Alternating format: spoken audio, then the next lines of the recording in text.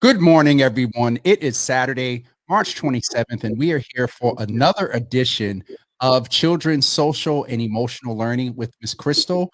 And we are going to get started in just a few moments, but we are representatives and we work with Dee Dee's Cry.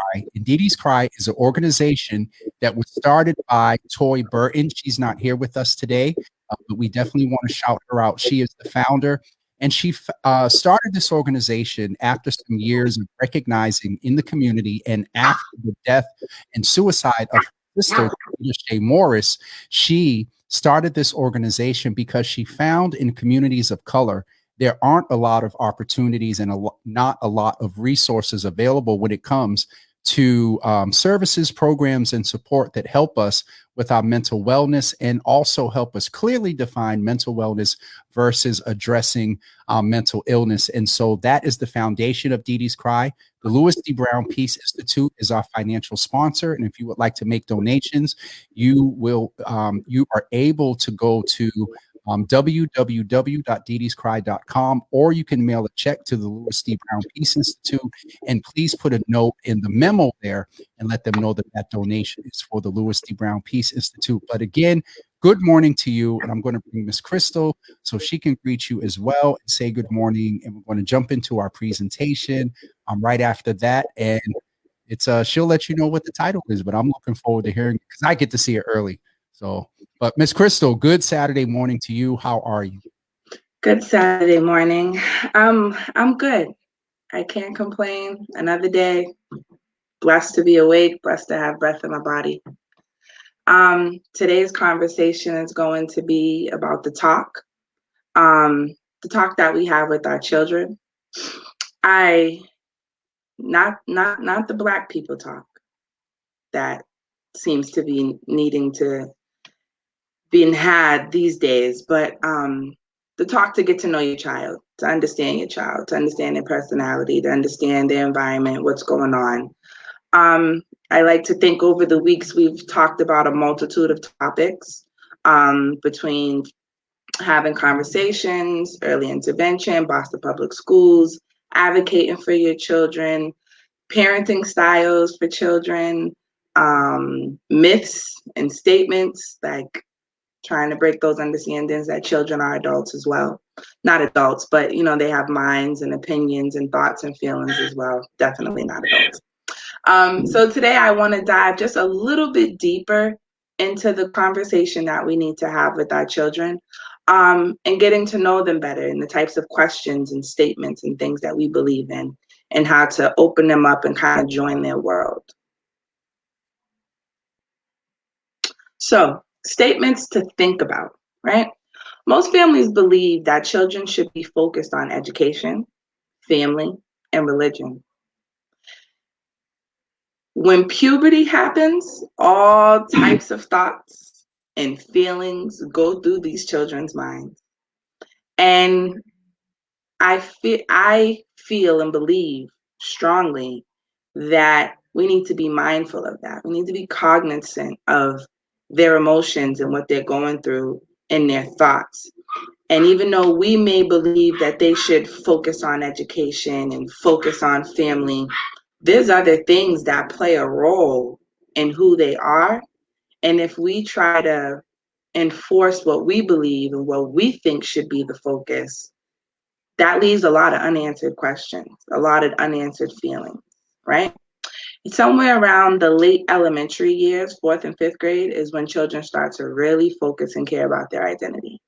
Depending on the child, this could be sooner and it could be earlier. But their identity, you're around other children, you're hearing other children talk, walk, act, think, how they dress, how they, treat other people. And you can't help but be curious, even as adults. We watch and observe other people and how they are and how they think and how they move. Certain things we take on because we think it will help us grow and develop as a person, which we grow and develop every day. And then there's certain things as adults that we know, yeah, we're not interested in learning that or making room in our brain for that type of thoughts or feelings or actions. However, children don't necessarily have that capability if they're not taught that capability. So they're being exposed to all types of things and hearing all types of conversations. And we need to be their first educators. Children will learn from other children regardless if they have someone to talk to at home or not. Remember, not everyone is raised the same and believe in the same things. So, you can believe that your child should be focused on education and getting good grades and family, but you might have the kid next to you who's focused on, playing Nintendo and what they're wearing and how they feel or being a bully. And those are pieces that they're going to learn and pay attention to. And you got to have that conversation because they're going to be exposed to it, whether you want them to or not. So would the conversation sort of, because even as adults, we're influential. And so would you say the conversation would also give the parents sort of a pure view into who they're around?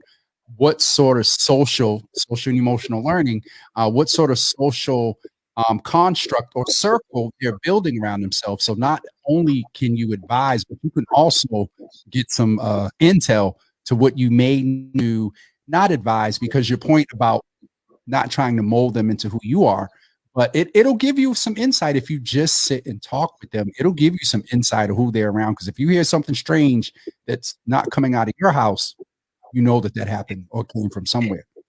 Exactly.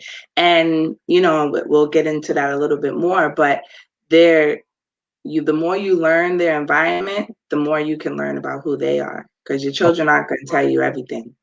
So if you pay attention to what they're doing and who they're around, you can learn a lot.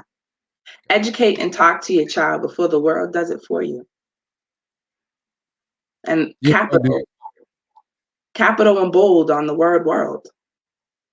Because if you don't, the world will. Whether you want it to or not, they will be exposed. They're going to hear it. They're going to learn about it. They're going to know about it. They're going to see it. So you have to kind of get out of your own way, be mindful of children, and start that conversation and really open up that door. Whether you want to or not, it's going to happen. And it's best that we get to it first. Would you say also the world doesn't include face-to-face peer level? We're in a world pandemic. All these young people are on social media. I've heard horror stories that a lot of these Chromebooks went out about a year ago early on, and certain protections weren't put in place. I've heard that young people didn't learn how to set up their own Zooms.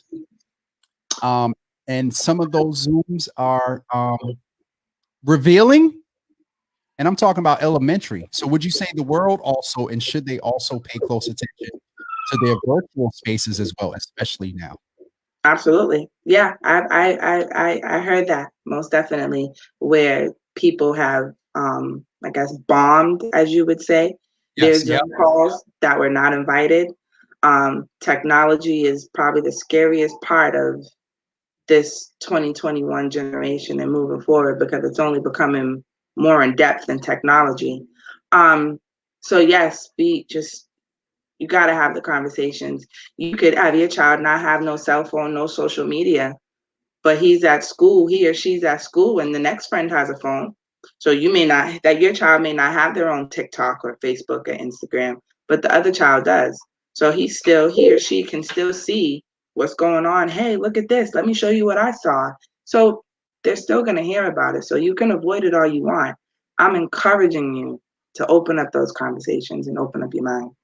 Absolutely. Thank you for that. Because when I saw world, I'm like, it's not just the physical, like your peers now. Like you could have, from gaming Yeah. to, Snap, TikTok, and whatnot. Let's keep it 100 too.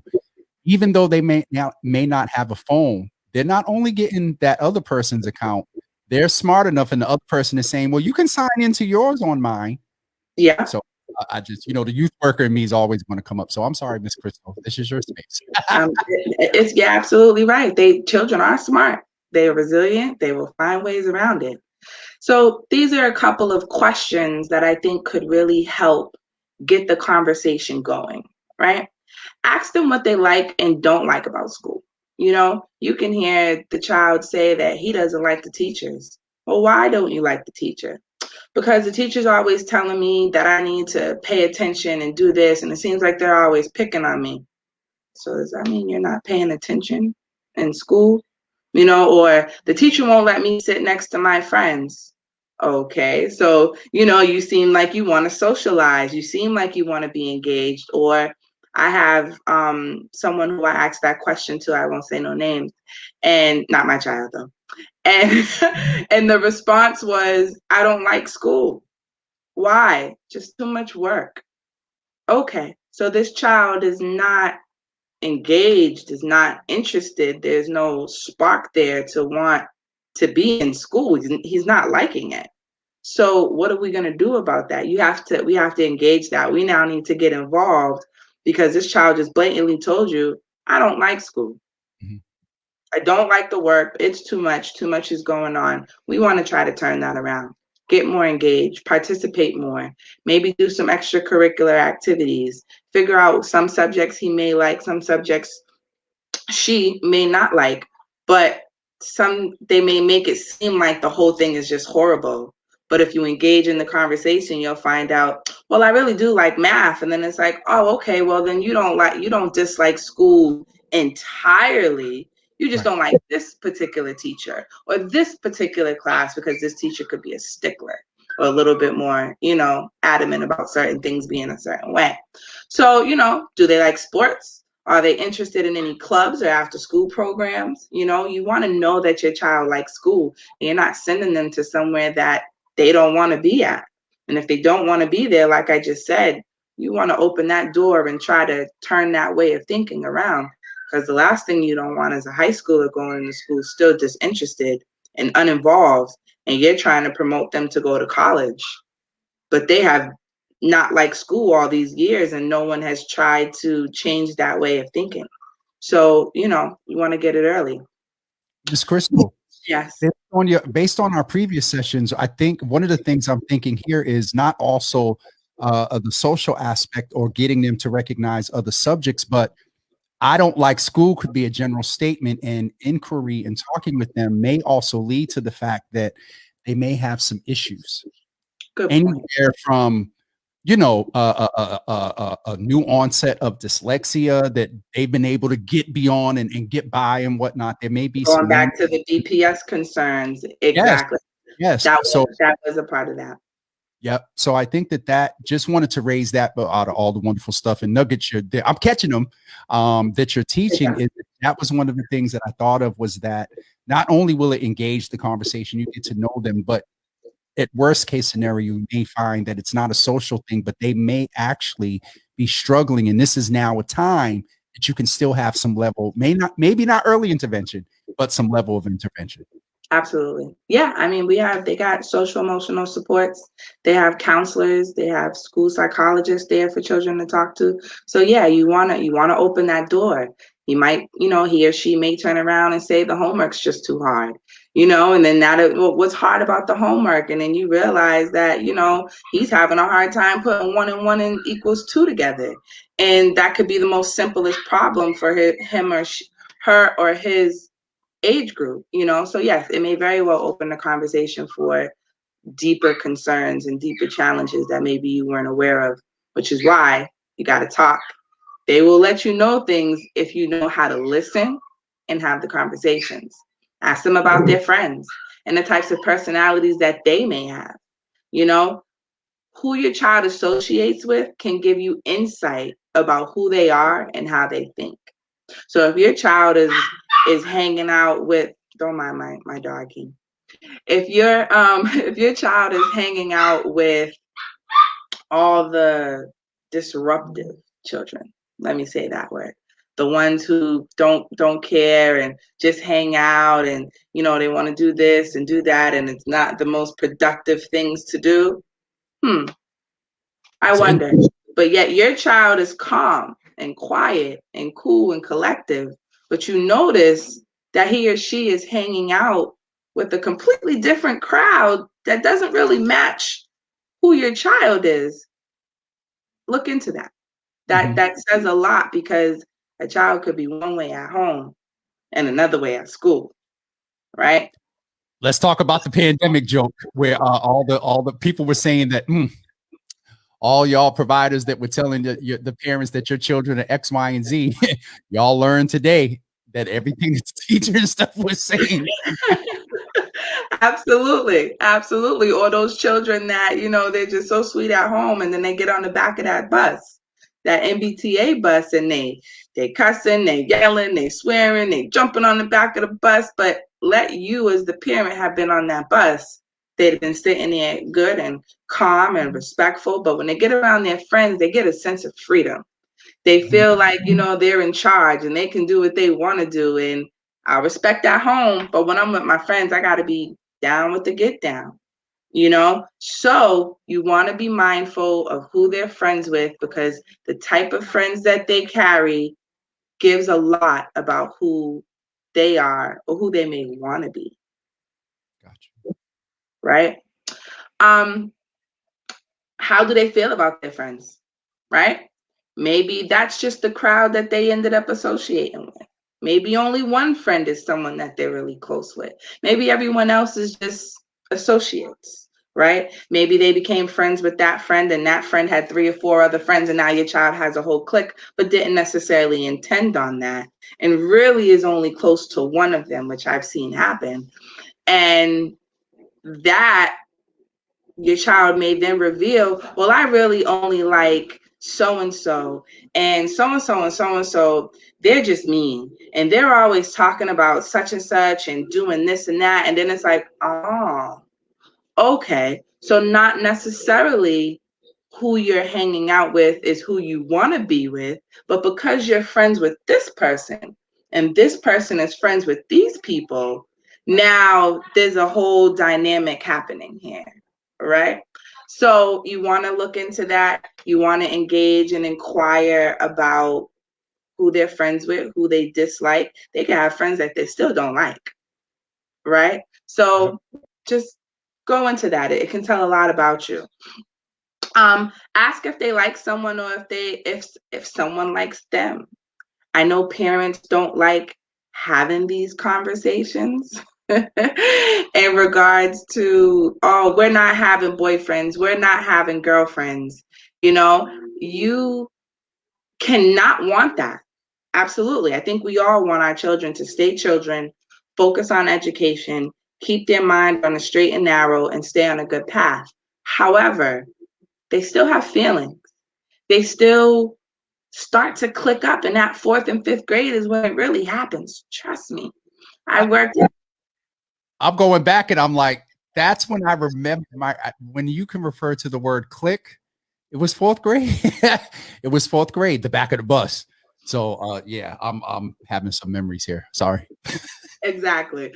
And so they start to like each other. I'm sorry to say that, but they do.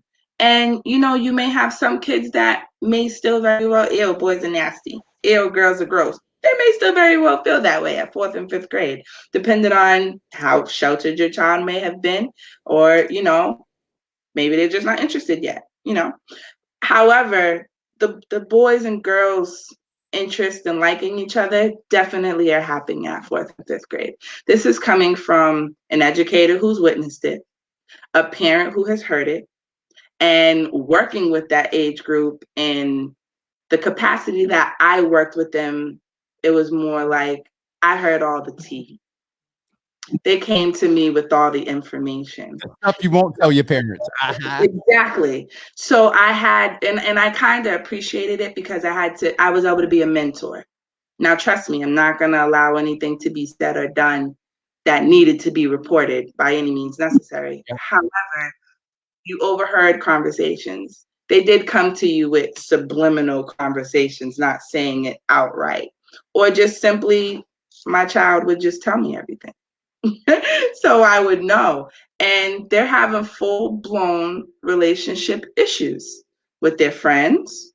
They're having relationship issues, who they don't like, why they don't like them, or you don't like them because they like who you like, or because they wouldn't share their homework because sometimes they cheating. So they're having these feelings specifically towards other genders, and I don't want to isolate same gender, opposite gender, and any of that nature, but they are having attraction. And whether they express it or they keep it deep down inside, it's happening.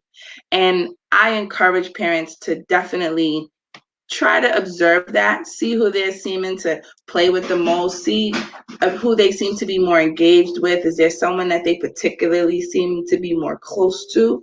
Because when you want to tie it back to mental health, and I feel like I've seen this a few different times within my lifetime, is that if you're a child, put yourself in their shoes. If you're a child and let's say you do like someone, but they don't like you back, but you see everyone else around you liking people and people liking them back, and they're getting the back and forth. But let's say your child is the child that does like someone, but it doesn't seem like anybody's liking them, right? That could be a serious social and emotional challenge within themselves to sit here and feel as though no one is liking them. Why am I seeing everyone else around me? Even though I'm focused on education and religion and family, I still notice that everyone else seems to be doing these things. And I kind of like, Sarah, or I kind of like Joe, but nobody seems interested in me. Or I attempted, because I seen what everybody else was doing, to let them know that I liked them, and I got rejected. No reciprocation. No And reciprocation. Or don't let it have been an embarrassing moment where maybe the person was just outright mean about it. And as you as a parent, you're sitting here trying to focus on school and education and religion while this child is at school dealing with these social emotional concerns by themselves. And then they can't come home and bring it to you and say, hey, mom or dad or grandma, auntie, I attempted to do such and such, and she embarrassed me, or he embarrassed me, or I got rejected and everybody laughed at me. Now I'm never going to do it again. Now I'm somewhat traumatized. And maybe as parents, we don't find it as a big deal. But as that child, I'm now traumatized because I tried. I attempted. I got rejected. Now that feeling is within me. And I just think we need to pay attention to that, whether we want to have that conversation or not. Miss Crystal, if Go I ahead. can chime in, and this is not the opinion of you or Dee Dee's Cry, but like you, I've worked with young people and about a 30-year vet. And one of the things that I've seen with parents, especially with younger children, is not only doing a deeper dive into what's going on, if they even are inclined to converse with them. I think that's one of the things that our generation benefited from, that dinner table, like time, like sitting at the table and eating dinner. That Yes. is when you get what's going on during the day, how was your day, and whatnot. So anyway, the Or the point, car ride. or Let's say traditionally we don't do the sitting at the table anymore for whatever reason. The car ride home, the yep. bus ride home, or just simply if you're at the salon getting your hair done, or dad's at the barber getting a haircut, whether you have the conversation as a family, which you also have to be mindful of. A young lady may not want to share that at the table with her dad or That's her true. uncle. So, Yeah. mommy, make sure you're having that conversation. Fathers, make sure you're having that conversation where they And it feel vice versa. It can huh? be. Usually, traditionally, it's mommy with daughter and son with father, but it can be vice versa. It can be vice versa. It all depends on how you're trying to foster the relationship. If you're that strict father, yeah, you're not going to get no information. And If that's the you're part. that's the problem. And that's the part I want to say too, because I think as parents, we want to shut down what these children are biologically Yes. wired to, Yeah. not to go too deep. Hello. But back in, in the olden days, the ancestors and whatnot, they were getting married and procreating and At 12. come on. So let's go there for a second, because this is the parents, not to the kids. And so biologically, they're set up to do that. So let's not try to shut off them feelings. Let's converse with them and say, hey, if they, now here's the other end. If they're getting the response, let's not shut them down, but let's walk them through. Okay, you're How to having, go about it. because then you don't, Miss Crystal, I'm enjoying this space. Then you don't become 35-year-olds not understanding how to accept when Shaniqua doesn't, first of all, don't was okay. I'm not going to go here too deep. Don't Or whistle. boundaries. But Boundaries, not knowing how to deal with boundaries because no one ever guided you on how to have that conversation or how to do it, because you have a doctorate and you're making all this money, but you're coming across as, A little I would aggressive. say the word, a little aggressive or not all there, because you haven't had experience, or you did have experience and the first time it didn't go well. And that shaped your way of thinking moving forward. So, yes, like you said, that biological clock, they're not asking to feel this way. They don't want these things to happen. It is naturally happening. And as parents, we need to be mindful of it because they can't help it. They're going to feel it. They're going to hear it. They're going to see it. They're going to be exposed to it, whether we like it or not. And parents, if you don't create an environment where they are comfortable, they're going to talk to somebody. And God forbid, as you said in a couple of slides ago, it may be through Snap or it may be through somewhere else. So I'm sorry, Miss Crystal, you don't got me started today. Go ahead. I'll be quiet. Absolutely. So yeah, I mean, you can go on to the next slide. We got a few more, questions to ask. Ask what type of clothes your child likes to wear or styles that they're interested in. Some children, especially if you were raised with grandparents weren't worried about name brand clothing and how it was your basic, as long as you were bathed, fed, and dressed with a shirt and a jacket and mittens and a scarf and gloves, you were fine. They might be unnamed brand shoes with 4 stripes. They might be hand-me-downs because people in certain circumstances, that's what it is. Foster children, you never know. So ask them what they're interested in. See if what you're dressing them in is what they like. Now, don't get me wrong. You could turn around and say, yeah, you want these $300 sneakers. Just because you said that doesn't mean I'm going to do that. But it would be nice to understand that maybe they're not comfortable in the way that you're dressing them or the style you're providing them with. You can still accommodate them without financially breaking their pockets, which kind of goes into the next one.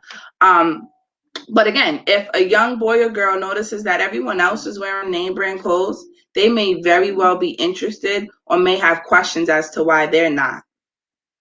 And if you don't have that conversation, then they start thinking they're less than, not good enough, can't hang with so-and-so and so-and-so because. So I'm not saying that they can't be proud of who they are and what they have and their family status. But if you don't have the conversation, then they don't understand. Can we just reiterate the fact that, and I'm kind of joking saying, but when I was coming up, I had a couple of pair of what I think there's an age difference between us, but what we used to call bobos. I try to stay away from that word, but yeah.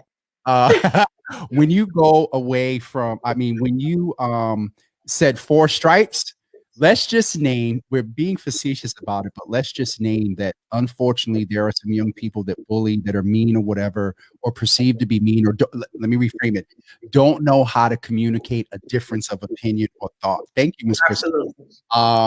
There is a little trauma that may come with being teased. And so here, I think what number 2 is the opportunity where you can instill in them values. If you're able to, and you're doing it for quality and you like it and can afford it, get it.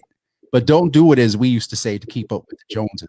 So with the Joneses, exactly. Find out what they like, but then you also now seize an opportunity to instill some sort of life skills in them around the fact that if it's not Champion, it can just be a plain brand. It's still going to keep you warm, and you still going to teach them that. I'm sorry. You went right into it. Use reverse psychology. Tell them about how social media tricks people into buying these name brands just because of the label. Educate them. Go to look, you got this hoodie and this hoodie. They're the same thing, except this one is $20, this one is $90, all because of that little circle that's on the sleeve. And they made it after it. Educate them so that they could go like, oh, wow. So these people are just spending money on that? Yes. Do you know what you can spend that money on? Do you know what we could buy and what we can save and what we could do long term? So let's not get caught up in what everybody else is doing. Have your own identity. Don't love yourself be yourself, and let everybody else do what they do. We're leaders. We're not followers. So if we're choosing to wear this, that's because we want to. Don't allow someone else and what they're doing change your way of thinking and your way of feeling. And if you can instill that in them, then when these type of, situations and scenarios come their way, it can just brush off their shoulder. It'll just fall off because they've already had the talk. They've already had the self-esteem instilled in them. So when those kids come with them sly remarks, oh, you got bubbles, oh, you got this, it's just like, yeah, but you're spending $100 on those sneakers for what? Do you have money in the bank? Do you have a college fund? Don't cause them to get no fight. Yeah, but you got to give them that backbone. And this is the parent talking. You have to give them that backbone. So yes, make sure you're educating them. Sometimes you got to give them the words on how to combat those children that aren't the nicest when they say and do things like that. Yep. Ask your child about the different children that go to their school, such as races or children who may have different abilities. How do they or their friends view these children? That's another way of educating. That's another way of molding your child's morals. Are other children bullying these children? Are other children being mean to these children? Now your child's telling you, like, yeah, so and so pushed him or took his book bag or did this. And then it's like, well, how did you feel about that? I felt bad and I wanted to help him. Why didn't you? Because I just, so and so. Well, next time maybe you could have walked over and helped him pick up his bag, or maybe you could go and sit with him at lunchtime and have a conversation with him if you notice that everyone else isn't talking to them. Use those moments to educate, instill morals, and create a better human being. Yes. You can go on to the next one. Chris, I think I say this every week, but this week's session is it's really good. You got my foot here shaking, so and I don't know if I skipped it or if I just didn't add it, but there was also one. Nope, I did say it. I think I just combined it. Not just different abilities of children with disabilities or different challenges, but races. Colorism amongst the Black community, I incorporated with races and children, but I want to speak to the races. Colorism is serious. Children, all dark is better, light skin's better, skinny's better, big is better. You want to have those conversations so that you can instill that self-esteem within your children. Your dark skin is beautiful. Your light skin is beautiful, or your coarse hair is gorgeous. Look what you can do with it. Look all the different styles. Or you're big, beautiful, and voluptuous. You get to keep warm, and like you wanna.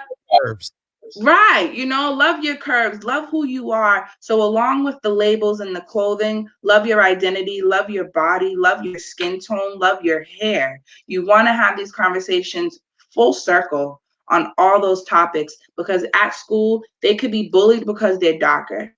They could be bullied because they're bigger, because they don't have the clothes on. All of those mess with your child's self-esteem, social and emotional capability, stability, and your child's mental health, which then can lead to long-term effects. Go to the next slide. So serious about that. It just like, ugh. Final thoughts. Read between the lines. They're not going to tell you everything. They're not. Or they just may not know how to tell you. So when you're listening, have your listening ears on. Really listen. Don't just be, okay, yeah, no, listen to what they're telling you. Read between the lines, piece the pieces together. We don't want our children being taught by the world. We're supposed to prepare them for the world, not have the world teach them. Right? The world's going to teach them things that maybe we just didn't get to. How to handle yourself in the workplace. How to handle yourself, when you're grown and gone. So you're always going to learn, you're going to always evolve. So we're not going to teach them everything, but we're supposed to prepare them for the world. So back to what I said earlier, instill those skills and that self-esteem. Miss Crystal, there are transferable skills here where you're talking about the talk, and you centered today's discussion around, bullying in school and influences, but there are skill sets that transcend beyond this space. So if they have the skill set to stick up for somebody if they're being bullied, if they have the skill set to be comfortable in their identity, those also lead into the fact when they're being pressured to sex, when they're being pressured Absolutely. to use illicit drugs, when they're being pressured to cheat and things like that. So those you may not have the there there are functional skill sets that come from that will help you do better in the workplace just from some of these basic teaching at fourth and fifth grade and whatnot. Because again, going back to all your other points, if we don't do this now and be more intentional, these are the 25, 30, 40-year olds that are disrespectful to women. Let's just reverse it too, because some of our sisters are disrespectful to the men as well. Absolutely. And so if you start addressing this now, you wind up making these children better and more productive contributors to society. Absolutely. And it starts early. Can't say it enough. Um, we don't want our children to be envious of other children because that comes from lack of understanding and curiosity, festering with no answers. So, no lack of understanding and curiosity with no conversation that just festers inside you, that no one is helping you to understand, dissect, wrap your head around how to approach it, because you have a family that's strictly worried about going to school, getting good grades, working on family, religion, and not caring about those things or finding those things unimportant. But it's festering in your child, and you're going to see it come out at some point. Miss Crystal, we're old school. So we know what festering is. Can you give us a Absolutely. term of festering? Can you break festering down for folks that go back and watch later? Maybe I can try and you correct me. Go to Festering. school and come straight home, right? Mm-hmm. But my friends are outside and they're playing. No one else has to come straight home from school, but I have to come straight home from school because I got homework to do. I have responsibilities to do. Okay. Then by the time we hit 15, 16, now they're sneaking out the house. Because it Now festers. now they're lying to you because you didn't find a balance. Well, this is why you need to come straight home. And if you come straight home and you hurry up and do your homework, then you can go outside and play. But if they have to come straight home, do their homework, babysit their sibling, prepare dinner, granted, everyone's household is different. So you just may not have that luxury, but still have the conversation so that they can understand. It's the conversation piece that's the most important. Not giving them the understanding as to why they can't. Being that authoritative parent, like we spoke in a couple sessions ago, giving an explanation, not just that authoritarian parent that's just telling you no because I said so, but you're having a conversation so they understand, which makes them digest it and accept it just a little bit better. Right? And finding that balance. After you do this and you do this, then you can go outside. Maybe you can only go outside for 20 minutes, but I need you to come back in for dinner. But at least you attempted to give some type of a balance. We also want to understand these children's environments, as I stated earlier, and the influences around them. So inquire about who they befriend and why. Who around them helps mold who they are.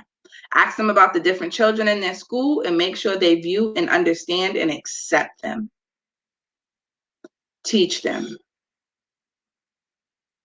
Miss Crystal, this was good. This was good. It keeps getting better and better. And just want to review a couple of the comments here before we get ready to go. Toy Burton was in the room. And when you referred to what did you say that came out? Because I'll call that old school as well. Down with the get down. I ain't heard that in a long time, Miss Crystal. Nisi, who's in and enjoying this conversation as well. And Toya is saying, you know, your child may want sneakers with the flashy lights, and you have them in 100 sneakers, and they don't even like. Listen, and so many people were just blessed by today's conversation. So we really ask you all that are listening to not only share today's, but the flyer that's out on Dee Dee's Cries page and whatnot. Please make sure, because what you're getting here from Miss Crystal, actually, you are saving the government, your insurance company. Let's keep it 100. Potentially jails and DYS. Miss Crystal, we're keeping it 100. Behavioral health therapists, you are keeping costs down, because if you begin to use these tips and tricks with your children now, I'm thinking about some things because I was one of them opinionated ones. And my mother used to tell me, hi, Ma, I don't know if you're watching. But my mother, so yeah. So Miss Crystal, thank you so much. Today's session was definitely important. We have to acknowledge our founder and CEO, Toy Burton, who was in the room, who founded Dee Dee's Cry after the death and suicide of her sister, sending love as well. And she started that for the purpose of ensuring that in spaces like these, that there are people that look like us, the variation of melanin within the hue of black and brown, to be sure that we talk about our mental health and also create spaces where we can tap into resources and services that are available to us in case our mental health winds up delving into mental illness and we can address it. We believe that it's okay not to be okay. We want to be sure that you have the information and resources to talk to someone and encourage you to do that. So we will be back next Saturday at 11 a.m. with Miss Crystal to talk more about your child's social and emotional learning. Thank you for tuning in today. Please share this and tag people instead of talking about your neighbor, your little cousin, and your aunt and whatnot about their parenting skills. Get them to tap in. Have a wonderful day, everybody. Thank you.